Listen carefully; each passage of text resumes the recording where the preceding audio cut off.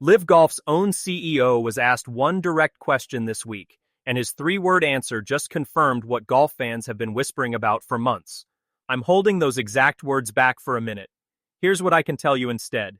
The same week that question got asked, LIV quietly canceled its own season finale event, canceled its concert series entirely, and slashed its prize money almost in half. And somewhere inside that same tournament, one player pulled a reporter aside and compared the entire scene to something you'd never expect to hear at a professional golf event. I'm holding that comparison back too. Stick around, because LIV Golf might be watching its own final days play out in real time, right in front of the cameras, and almost nobody is talking about it yet. Let's start with what's actually happening on the ground right now, because the details here paint a picture LIV clearly didn't want painted. This week's tournament in Westfield, Indiana, at the club at Chatham Hills, was supposed to be just another stop on the calendar. Instead, it's become the de facto season finale after LIV canceled its planned team championship event in Michigan entirely. That cancellation came with a statement about needing to put full resources behind what comes next. Corporate language that translates pretty clearly into a league scrambling to manage a crisis rather than close out a season on its own terms. The concert series went next. For years, live music has been part of LIV's entire identity, blaring speakers and DJ booths built into the whole spectacle of the product. This week, that disappeared too, chalked up publicly to unavoidable changes in the entertainment program. And then came the number that really tells the story.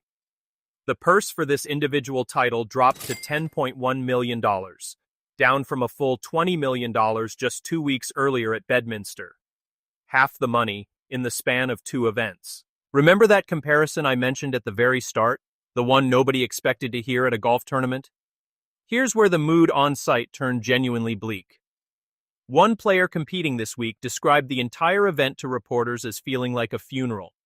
A Golf Channel writer covering the tournament in person pushed that description even further, calling the atmosphere less like a funeral and more like hospice care, the kind of quiet, uncomfortable waiting that happens when everyone already suspects how the story ends, they just don't know exactly when. Overcast skies hung over the course for most of the week, and reporters on the ground described a strange contrast between the league's usual loud, party-like soundtrack and the noticeably subdued mood among players walking the fairways, several of whom declined to discuss the league's finances on the record at all. Now remember that question I mentioned at the very start of this video, the one CEO Scott O'Neill got asked directly this week? Here it is, word for word.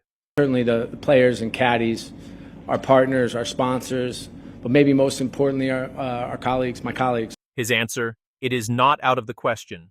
Read that again. Not a denial, not a deflection.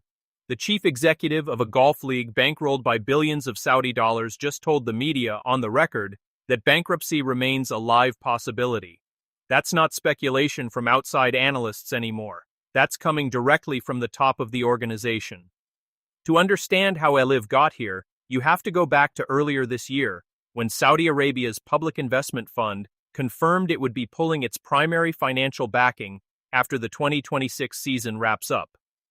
PIF has reportedly poured somewhere north of $6 billion into LIV Golf since the league launched back in 2022, an almost unfathomable sum for a sports startup that still hasn't turned a profit or secured a full broadcast deal with a major American network. $6 billion. Once that funding tap gets shut off, LIV needs a genuinely massive new source of money just to keep operating at anything close to its current scale. O'Neill did announce a potential solution earlier this month, a new lead investor reportedly connected to the credit arm of private equity firm BC Partners. That investor group actually sat down with LIV players directly this week at Chatham Hills to discuss the league's future face-to-face. But here's the catch nobody's talking about enough. Early reporting suggests this deal is structured as a loan, not a straightforward cash injection. Which means even in the best-case scenario where this deal actually closes, LIV would still owe that money back eventually, just to a different lender than PIF. There's also the matter of money LIV apparently already owes its own current roster. Reports place the league's outstanding debt to players somewhere around $250 million in deferred or unpaid compensation, with a staggering $150 million of that figure tied to Jon Rahm alone. Think about that for a second. The exact players this new investor is trying to reassure about LIV's future are the same players the league already owes $250 million to, money that hasn't fully shown up yet. It's worth remembering just how far LIV has traveled from where it started. The league launched in 2022 under founding CEO Greg Norman, built almost entirely around audacity, enormous signing bonuses, and a stated mission to permanently disrupt professional golf. Norman was replaced by O'Neill back in January, a sports executive with a background running NBA and NHL franchises rather than a golf background himself, brought in specifically to professionalize an operation that had, by most accounts, struggled with instability at the top. Less than 8 months into his tenure, O'Neill now finds himself managing a crisis that predates his own arrival by years, inherited from decisions made under a completely different regime. And yet publicly, O'Neill is sticking to a surprisingly upbeat script. His message this week, delivered directly to reporters, was simple: complete, not compete. He laid out an actual vision for LIV's future beyond this season: 5 international events, 5 events based in the United States, with scheduling built specifically so LIV golfers can still compete in the 4 major championships without conflict. On paper, it reads like a league trying to reposition itself as a stable, complementary tour rather than a disruptive threat to the PGA Tour. In practice, it's a vision being announced by a CEO who, in the same week, wouldn't rule out his own company going bankrupt. The players themselves seem to be handling the uncertainty with a strange mix of gallows humor and quiet anxiety. Bryson DeChambeau reportedly spotted a group of reporters near the driving range this week and joked, "Ooh, the mafia has arrived," a half-joking nod to just how much scrutiny the league is under right now. Walk-up songs at the tournament even carried an odd, almost accidental commentary of their own, one player entering to Beauty and a Beat, another to a song called Tub Thumping, a track literally about getting knocked down and getting back up again, which more than one reporter on site noted felt uncomfortably fitting for the league's current situation. So where does this actually leave the roughly 57 players competing in Indianapolis this week, along with everyone else who signed multi-year contracts with LIV based on promises of long-term financial security? Genuinely, nobody knows yet, including apparently the people running the league. O'Neill wouldn't provide a specific deadline for when this new investor deal needs to close, only confirming that one exists. Bankruptcy remains, in his own words, not out of the question. And the entire concept of a season finale, something every professional sports league treats as a showcase moment, got quietly downgraded this year into a smaller, cheaper, music-free event that one competitor compared to a funeral. It's worth remembering, too, that this all comes during the same stretch where LIV's own biggest star, Bryson DeChambeau, has been publicly floating the idea of playing PGA Tour events again, telling reporters he genuinely loved the chance to compete on both tours simultaneously and calling it best for golf.